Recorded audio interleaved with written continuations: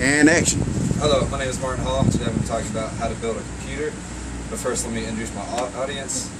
Right there is Specialist Willis. Hi. Right next to her is Specialist James. On the other side is Specialist Hillman. Right next to him is Specialist Smith. And my cameraman, Specialist Herbert. That's right.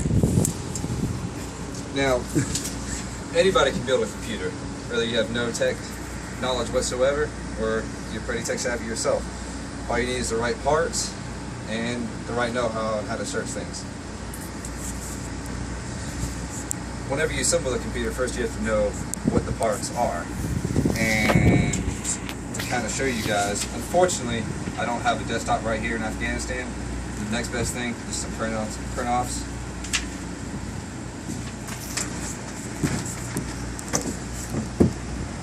What you have right here is you do need a monitor, you need a case for your computer, you'll need a mouse, and then the internal parts for it. For a desktop computer, you're going to need a power supply, RAM specifically, you're going to need a heat sink, a CPU, a central processing unit, a video card, a motherboard, a hard drive, and a CD drive.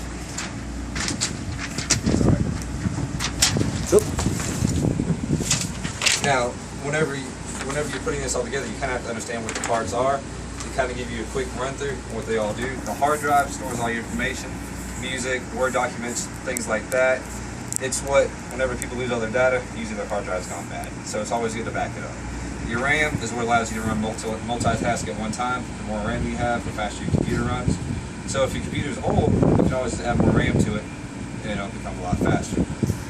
Your motherboard is where everything comes together.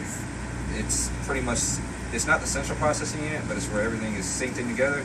Your central processing unit is on your motherboard. They have a specific heat sink for it, and it has tiny little pins on the CPU. Whenever you buy the parts, you must make sure that they are all compatible. So you can buy the most expensive parts, but if they don't work together, then you just have really heavy paperweights that look really nice. Your heat sink pretty much prevents the CPU from overheating, which can happen a lot, especially if you overclock your processor, which is something I never recommend that you do. Your CD drive is something that allows you to install software as well as install your OS system on there, play music, things like that, so it is needed. And then you have your video card sometimes, which can be attached to the motherboard, but not always, because all motherboards come with ways to hook up to your monitor, which is either a VGA or HDMI.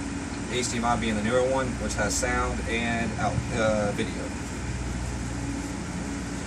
Whenever you build a computer, if you have issues with it, you got to troubleshoot it. A black screen could mean two different things. It could mean your RAM's not put in the right way, or it could mean that the computer is unplugged from the outlet itself. So just double check that whenever you're doing that, because you may find it funny, but people actually leave the computer unplugged a lot and don't know how to fix it. As well as a blue screen, which would mean the hard drive is bad. If it says physical dumping on it, more likely it is a bad hard drive. So just buy another one and have it sent back to the manufacturer. And whenever you buy these parts, you got to buy them from a credible source.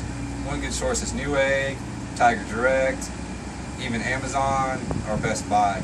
So make sure you do research on the parts before you buy them, because if you buy from eBay, they might not be necessarily what you need.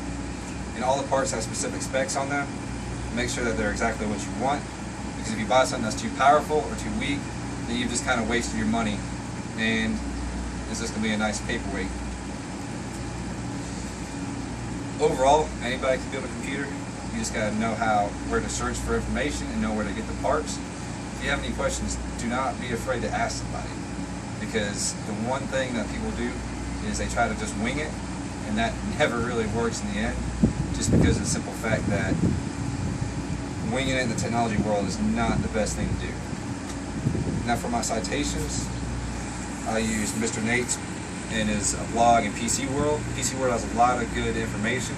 If you have any questions, you can always go there. They're usually very, very helpful. And then you also have Mr. Gardner, Life Hacker. Life Hacker is also another good site to use. From building computers to research to just trying to figure out what you need to do. And then Mr. Cushman on his own blog, you can actually follow him. I'm sure he has a Facebook and everything else by now. But he's very, very helpful, and he will be able to answer any questions that you may have. Thank you and have a good day. So, can you get good kush from Mr. Cushman? Did you end it? Oh, shit, I forgot.